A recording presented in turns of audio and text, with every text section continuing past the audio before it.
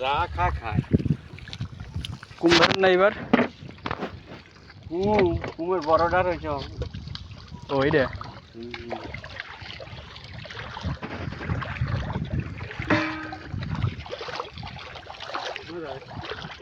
মাছ দেখে আসি। এই যে এর মধ্যে মাছ ঢোকে, বুঝছিস? এই যে মাছ। পোনা মাছ তাই না? দেখ পোনা লাগে তাই মনে হচ্ছে তার কিলা।